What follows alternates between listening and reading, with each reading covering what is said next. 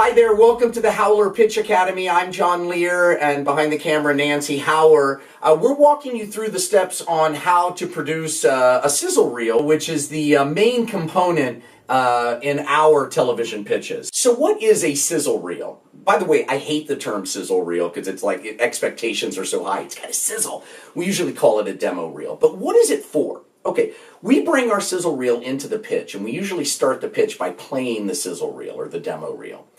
And the idea is to show the executive the world that you're creating, the show that you're creating, even the characters you're creating. Not necessarily the cast, and obviously not the production level, but it's showing rather than telling, right? Very simple, but it's very effective. They're usually about 8 to 10 minutes long. In our case, since we're doing comedy, we make sure comedy is first. Is this thing funny? And shorter is better, because remember, you're going to play this in the pitch room, and they're going to be watching it, and you're going to be watching them watching it, which can be a little awkward. So before you shoot your sizzle reel, you obviously got to have an idea, okay?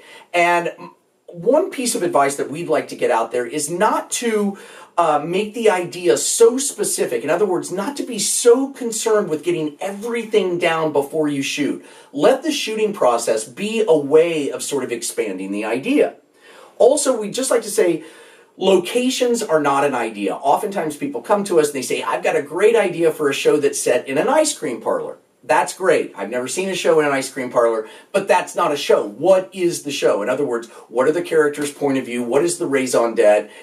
Where is this show going? So maybe instead of thinking of locations, what we often do is think of a world.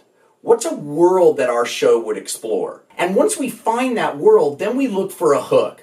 What is the character's sort of path through this world? A great example is Empire. It's the world of music, hip-hop music. But the hook is that he's dying and he's looking for who to give his empire away to.